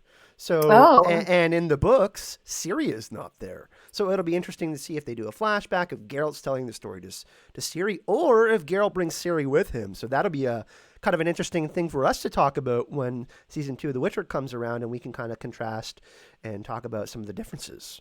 I have a feeling that Ciri will take Roach's role. Of noticing things Geralt doesn't notice, and showing. Well, they definitely have done a lot of, they've added a lot of women into stories where there aren't women in the books. So I think that would actually make a lot of sense for Ciri to be kind of the voice of reason. and that would be interesting in building their relationship too, because if Ciri is like, you should have listened to me, trusting her instincts and showing, because without spoiling too much, Geralt and Ciri, it takes some getting used to. You know what I mean? There is destiny tied to their relationship, but let's just say Geralt needs better bedside manner with the ladies. If you know what I mean. So, he's good in bed, but aside the bed, he's not so great. I didn't actually mean that as a pun, but thanks, Aziz. I got your back. Especially when it comes to puns. Yeah. And yeah, Tormund, Christopher Hivju. is playing him, who is now safe of coronavirus. He's completely healed. Ooh. Yeah. Woo! So Breathe a sigh of relief. Yes. it'd be really interesting to see him play him too. So yeah. Where Shall we go? move on to bestiary and lore and fun stuff like that? Yeah, sounds good. So who wants Well, to let's go. Sorry, go ahead. No, you go ahead. No, you go. You go. Michal, you go. Someone Am I tell us reading? about Brooks's. Brooksay or Brookside. What's the plural of Brooksy? Brookside? I don't Brooksay? know. Brookside? Is it an X sound also? Is it like, because isn't there like a huh sound? I think it that- might be Bruja. Definitely the Spanish Yeah. pronunciation is Bruja. Bruja. But I'm not Mhm. sure. Yeah, we probably should have talked to a Portuguese person and to get this pronunciation right. But it's definitely the Spanish word is Bruja. Tres Brujas is 3 witches. So it generally means witch, but of course in this context, with the Bruxa or Bruja, Portuguese version is a vampire witch, a witch that became a vampire. So that's a pretty cool double whammy of supernatural elements. That's called leveling up, folks. Oh yeah, she is badass. So dark-haired young woman. Apparently, they're always women. Maybe there's a few exceptions. That's I'm not aware of any male Bruxa, but They did say appearance, like they frame it in a way that it can be both genders, I believe. okay, so they appear as women, but that doesn't mean that they are actually. Usually dark hair in appearance, meaning that it can be both genders. I see. That's cool. Okay, and then their natural form apparently is a black bat with huge fangs and. Yeah, that's your That's natural terrifying. form. Yeah, right. It's got banshee-esque screams too during their fight. Like Geralt almost like he would have bit the dust if it wasn't for Quen.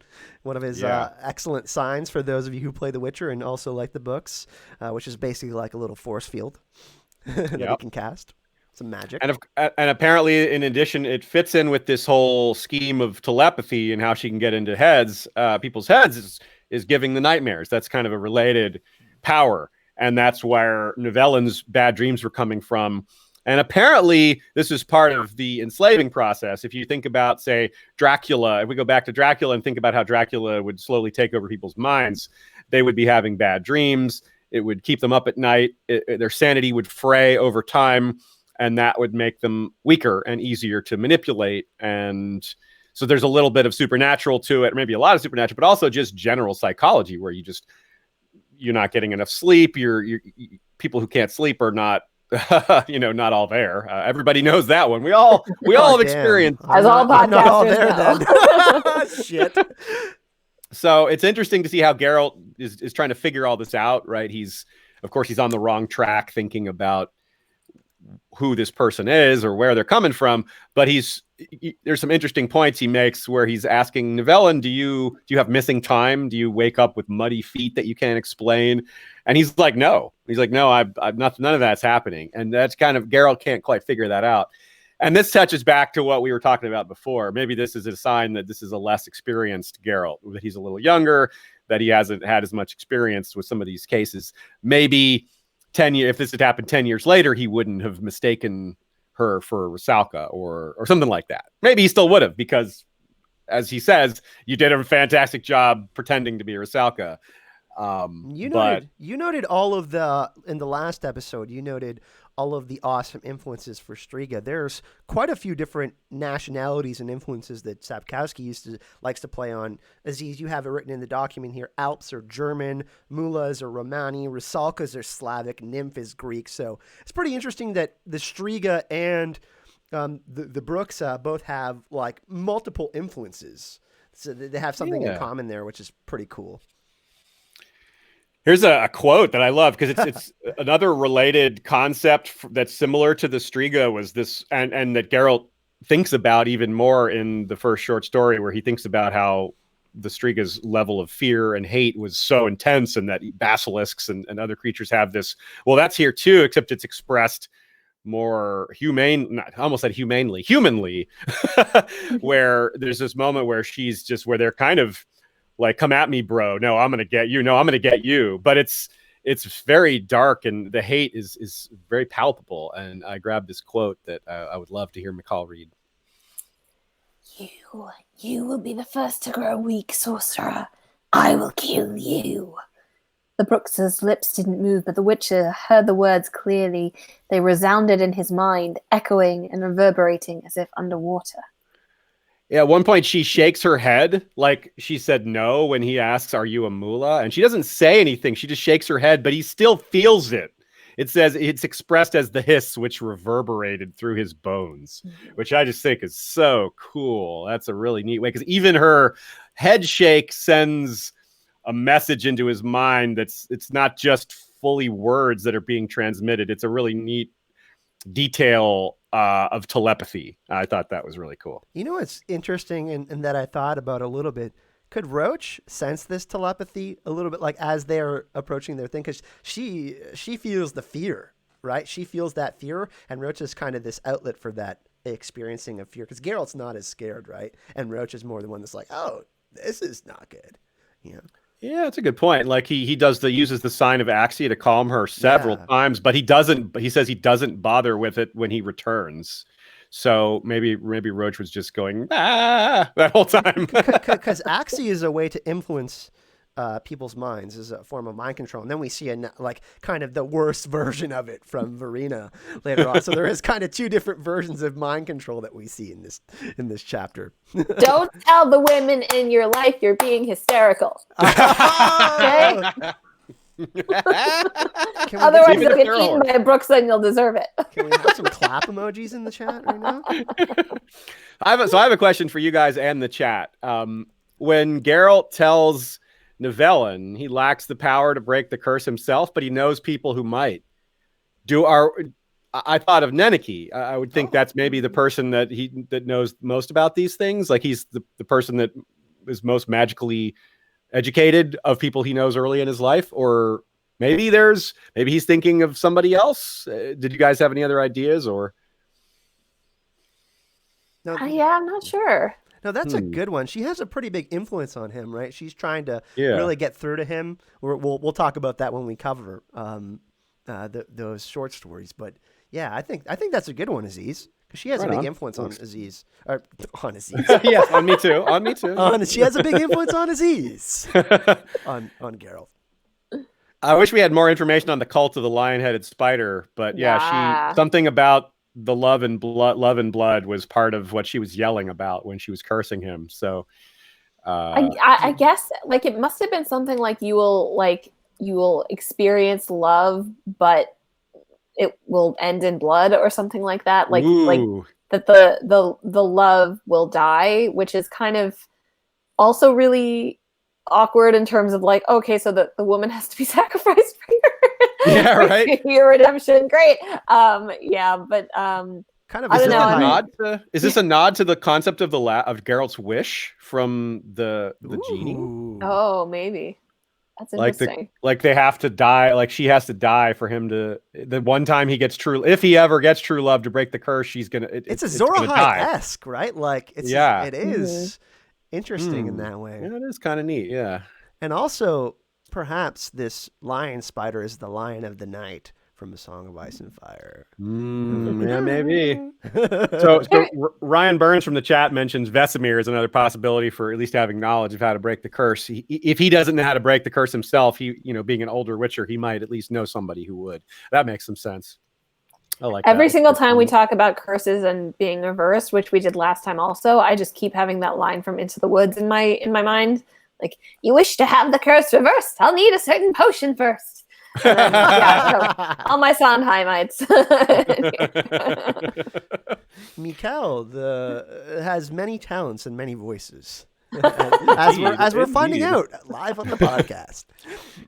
So the last thing I have in terms of lore is 1 second, actually, before we move on to that. Okay, cool. I just wanted to give a shout out to apparently the anonymous woman who Verena tortures to death and burns alive. Yeah, what is that all about? Yeah, that's really awkward. And it's also even possible, like it's written so obliquely that it might not even have happened. Like we don't know that they're human bones. It could, like, the first time I read it, I think I assumed that like it was just the Bruxa that was screaming that sounded like a tortured woman.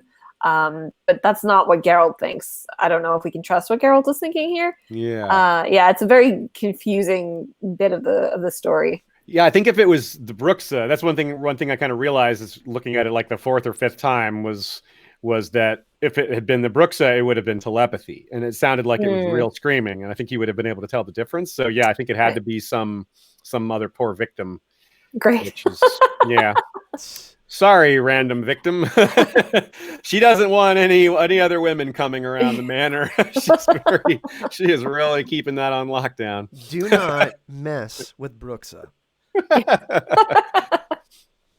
So a good example of where the translations may have gotten slightly off, and this isn't off, it's just maybe the less ideal choice, is the use of the phrase monk's hood as a herb. For example, when Geralt scans the tree line after finding the dead bodies, he's like, well, this isn't a werewolf, but just in case, I'm going to pull out my silver. And he puts this wreath of monk's hood over Roach's neck. And then when he's sitting up all night with his sword over his knees, he's throwing monk's hood into the fire every once in a while. Well, monk's hood is wolfsbane. I think that might have played better if they just called it wolfsbane in the story, but whatever, small thing. More importantly is this concept of a devil's ring or a fairy ring or an elf ring or an elf circle or a pixie ring. Those are all the various real world terms.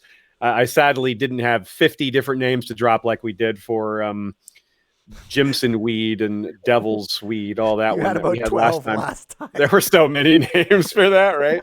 So it's a naturally occurring ring of mushrooms that happens all over the world. There's like 60 different types of mushrooms that can form circles like this. In ancient times, people believed that the circle represented where fairies or elves or pixies were dancing, or witches in the case of a devil's ring. So depending on the culture, depending on the people, depending on the village, they would have similar but different beliefs about what this circle meant. Nowadays, with science, we understand how these things form. It's actually kind of fascinating. There's a 600 meter, meaning 2,000 foot one in France that was 700 years old. Like, no joke. A 600 meter wide circle of mushrooms in France. I was hoping it was still there, but I couldn't find pictures of it, so I presume it's no longer there. Fungi were one of the first life forms on the planet, so they're plotting to kill us, I think. Yeah, they are. At least if they're not plotting to kill us, they're plotting to alter our minds in interesting ways. Or sounds like wait. I see what you're doing there, Aziz. So it's a neat concept, right? You have these devil's rings, these naturally occurring mushrooms. Now, so people say that they're formed by a witch dancing or a fairy or an elf. And that's where it comes in here, because in a supernatural world like the continent, the setting of The Witcher, of course, there's going to be superstitions about circles of mushrooms. And of course, people are going to think they're devils or witches or fairies or elves because those things are real. Well, not devils, as we know from Edge of the World, but the other things are real. Poor Torque. And poor Torque's like, I'm a Sylvan, damn it. But the point being, Geralt knows this too, and that's why he's like, Roach, that's just an ordinary devil's ring, which means it's just regular mushrooms. But what happens is he realizes that since Roach reacted to it, it must be one of the actual supernatural rings, one of the ones that really was formed by a witch or an elf or a fairy, rather than a naturally occurring one. And that's what leads him to the same realization that Nivellen likes Roach, and Roach likes Nivellen, and Roach wouldn't have been impacted by Rusalka, et cetera, et cetera. So it's a really neat trigger for him to realize all this. But there's one little other deep bit of lore here, which is that in the real world, the belief of devil's rings and fairy rings, et cetera, involves a specific date, which is Walpurgis Night, or Beltane, which is, of course, the same day that we talked about last short story, which is the same day Ciri is born. And that's just another callback to, I guess, the supernatural beliefs from human society that revolve around the changing of seasons and these particular rings being tied to solar things. Eclipses and the curse of the black sun and all of that. Yeah, it's really. We should do a whole episode on mythology and like all of those cool, like prophecies and stuff. That would be fun. That's a good idea. Everybody nods in agreement. I like. You know what's so great about the Devil's Ring too? It ties into our last segment, funniest moments, because when that's happening, it's really funny. Geralt's trying to calm Roach, and he goes, "Animals like me." And he goes, "Sorry, Roach. It turns out you've got more brains than me." So I found that really funny. That was one of my funniest moments. Yeah, I love that. Mine is when Nivellen says, "Ha!" Nivellen roared so powerfully the candle flames fell horizontal for a moment. And that's just some of, Sapkowski's just really evocative, great brief writing that you wouldn't necessarily expect, but like pops into your mind instantly. Yeah, I love that. I love that line too. It really makes me think of Looney Tunes. Like, yeah, I just picture Bugs there Bunny. is an animated quality to it, right? Like, yeah. I love just his repeated a pox on it. It's just so over the top and kind of. I wonder if that's a translation thing too. Like, I wonder if that's really, if it's an expression, because even little things like Roach, like reading up about Roach and all that, like that's a nickname. It's probably better translated as Roachy, because he's supposed to be. It's a real affectionate, and so you wonder about little things like that. But my favorite line, I think, is, "Listen, you, are you really not frightened of me?" and then he, like Michal, you pointed out earlier, then he pulls up his baggy trousers. It's like, of course, that you could see why we're not frightened of you, Mr. Baggy Trousers. I mean, like I was like, "Oh no, yes, you're very scary." And also a nod to, my teeth are so strong, I could bite through chair legs. You want to see me do it? And Geralt's like, "Not really." he's like, "It's probably a good idea. I used to bite through lots of chair legs, and there's not very many whole chairs left in this house." I love that one also. It's like so absurd, but I love it so much. So yeah, I think that pretty much does it. I think we've been going for an hour and 36 minutes. This has been a super fun episode, guys. I think we could take about 10 minutes of questions, and then we'll wrap it all up for those of you who want to get to fun stuff on Friday, if this isn't fun enough for you. Well, this is the first fun of the day, right? We're like the appetizer for the rest of the day. Of course, a big thank you to everyone who's made donations in the live chat. And also, if you're enjoying this, feel free to toss us a like and a subscribe. Of course, that really helps out the podcast. Earlier, we spoke about the downloadable version of the podcast, which we're really excited about. Our sponsors, Anchor. You can go to Anchor. You can see the link to that in the description of the video. If you go to Anchor, you can listen to it there, but you can also listen to it on iTunes, Spotify, and it has all the app icons right there. So super, super accessible and easy for those of you who like to listen to that. This version of this podcast will be up a few days later, I believe. Aziz will get working on that because he's our sound guy and expert on that. But yeah, if you also enjoyed Aziz's and Michal's takes, you can find the link to their social media and all that in the description of the video. Of course, I highly recommend them, as they are wonderful people and co-hosts of this podcast. So you can find the links to their social media, YouTube, all of that in the description of the video. So yeah, thanks for that, Kyle. Let me just drop one other piece of knowledge here, or not knowledge, but just let people know what we're doing. We briefly touched on a couple of just quick A Song of Ice and Fire parallels. What we've been doing is collecting like lists of things that are parallels to A Song of Ice and Fire to combine into one whole episode that we're planning to do at the end of Last Wish, and we'll probably do another one at the end of Sword of Destiny if we have enough. So just for people who are curious about crossover stuff with The Song of Ice and Fire, that is our plan. We're going to gather a bunch of notes and then kind of go through all that and then do it again when there's enough new material for us to cover. There has been a lot of people that have reached out in private messages saying that they would like us to do the podcast more frequently. Of course, we said the 1 month thing. We're discussing some things behind the scenes. Of course, we got lots of time to kind of work on that and figure some schedules out and stuff like that. But we are looking to do some bonus content and kind of with the Song of Ice and Fire, some extra little like standout episodes that are not necessarily chapter breakdowns, and just stuff that overall that would be really fun to discuss. Like we said, Sapkowski has a lot of humor. And just like a lot of great things to talk about. We could do a humor episode. Jokes from all that. Oh man, it would be like half laughter. It'd be like, it's a 2-hour episode, but about 45 minutes, they're just laughing. Yeah. So there's a question in the chat from Turbo. Any word when they're starting filming again? Got a little bit of interesting update for that. Lauren Hisrich sent out a picture on Twitter and her social media last night, and it said that the sun will shine again or something to that effect. So they're still doing some stuff. Of course, with coronavirus, there's a lot of movies and television shows that have completely stopped production and moved stuff back quite a bit into next year. There's hope and optimism, at least from the showrunner's perspective, that it won't be pushed too far back into 2021. It should still be in the first quarter of the year. So let's say if it was in January, it might be like March or something like that. So a little bit of extra time, but that's also some time where maybe we can get into some show stuff and some fun episodes that, leading up to the show, get some hype going and some other kind of fun analysis going on.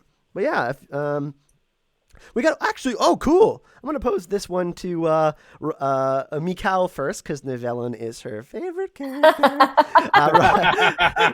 Ryan Burns says, well, what do you think Nivellen did post-curse? Oh, I hope that he took stock of the way he's treated the women in his life, including the girls who had been part of his life while he was a monster, and took the good lessons from there, and did not fall back into a pattern of highway robbery, which he would probably be a lot better at now than he was before. So hopefully he chilled out, did some self-reflection, maybe took a spa day, and maybe he opened a school. Maybe or gave his money, started distributing his money not just to the people who had pretty daughters, but to general. He started a school for girls. That's what he did. The University of Verena. Yes. Oh wow, that's an interesting name, Aziz. University of Verena. I think that I like this idea. I think that maybe.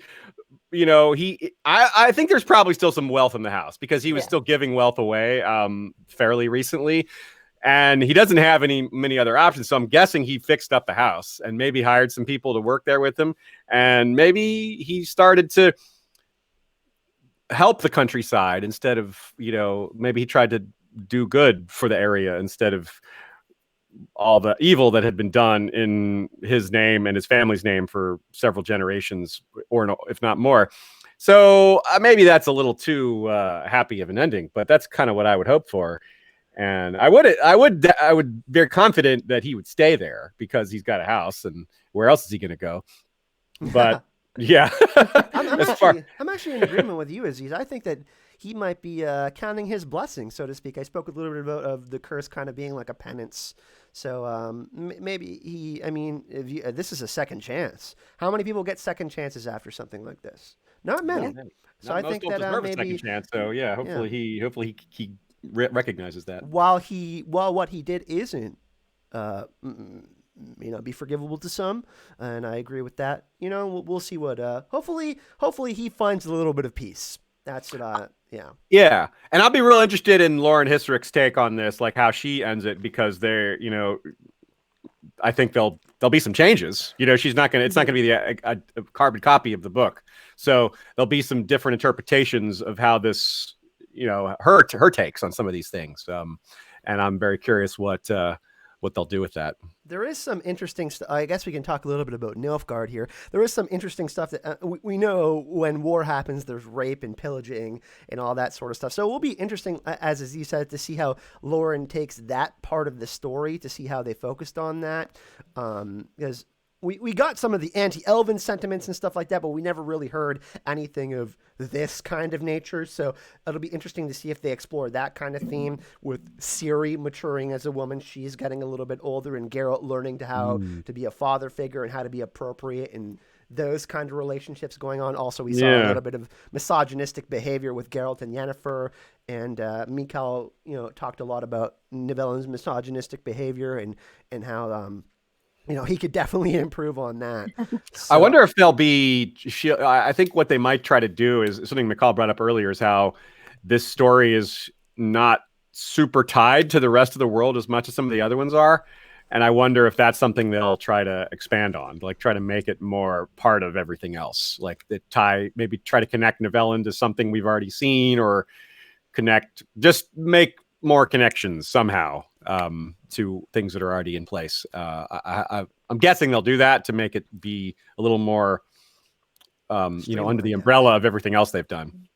Yeah, if I had to guess, it would probably be like, okay, we're going to Kaer Morhen now, and on the way to Kaer Morhen, we run into this adventure. I really, really think you're right, or at least that's a really good guess. Yeah, and I think that's how they structured it too. Because why would they include this after having all of these different short stories that we know is important, like Lesser Evil and stuff like that? Why did they choose to include this in season 2? Well, it makes sense because Geralt is with Ciri, and that would make for an interesting. And that's one thing we got to consider too. There is going to be changes from books to show, and they're both enjoyable. There's things I love about Game of Thrones that are changes, and things that I don't like as much. I certainly enjoyed some more of the Sandor and Arya stuff that we got. Hopefully that may or may not happen later in the books, but we can get some of that kind of interesting relationship stuff with Ciri and Geralt.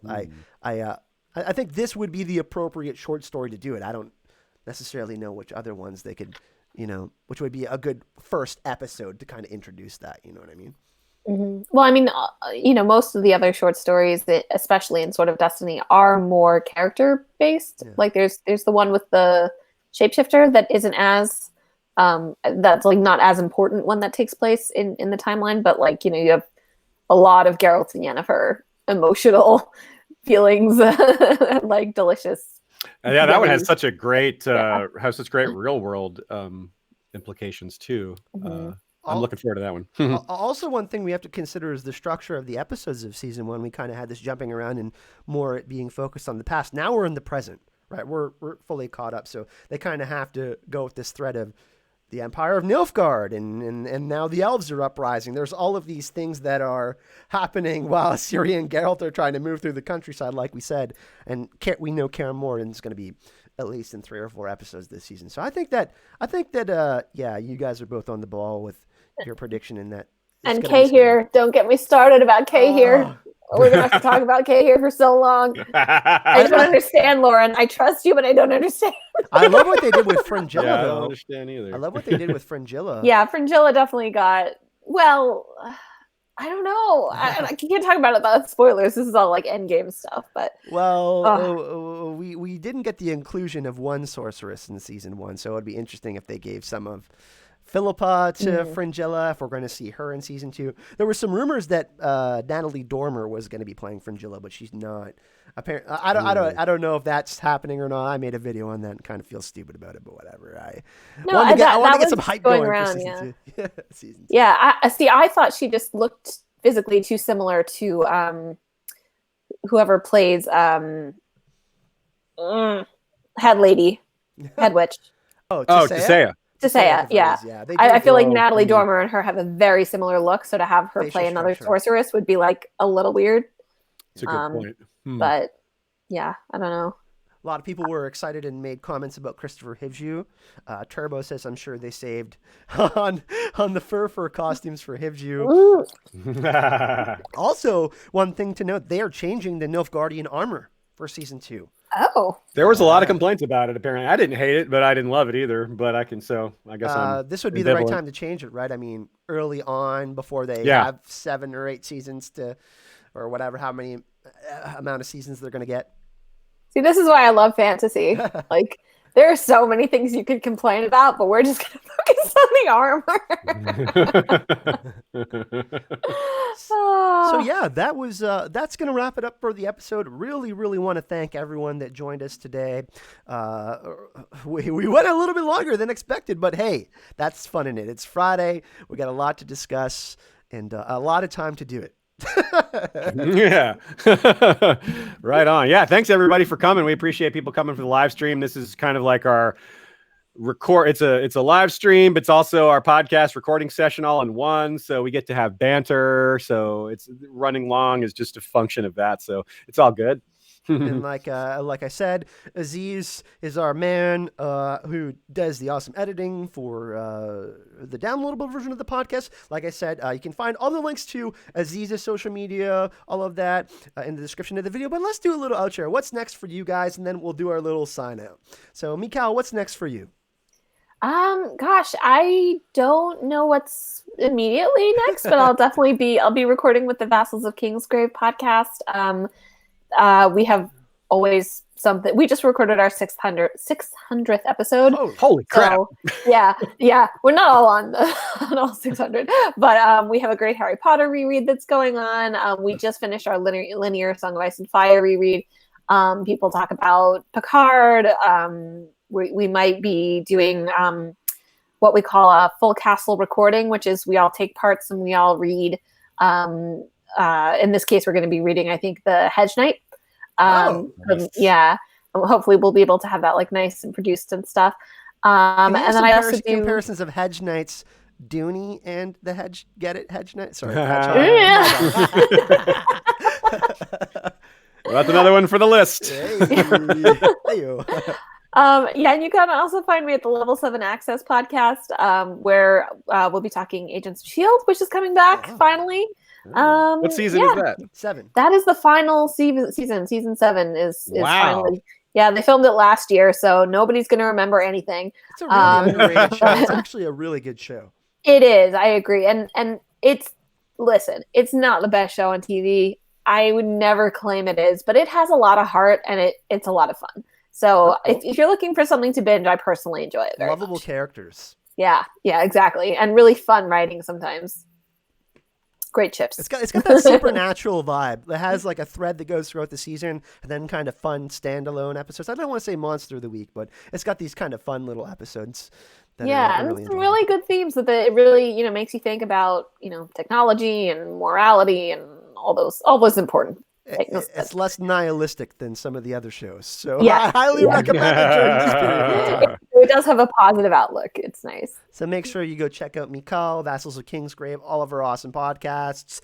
Link to her Twitter's in the description. You mostly tweet out your links to all of that. So make sure you follow her on Twitter, everyone. And Aziz, what's next for you, my man?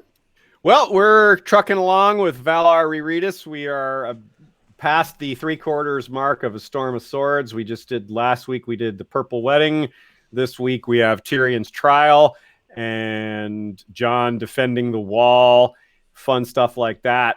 And we are very soon to start releasing shorter form videos in addition to everything else we're doing.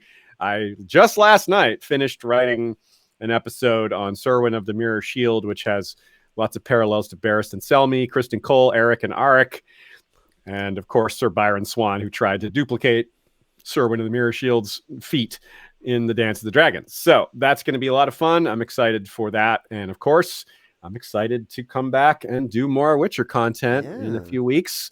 So stay tuned and hit that like button and we'll keep them coming.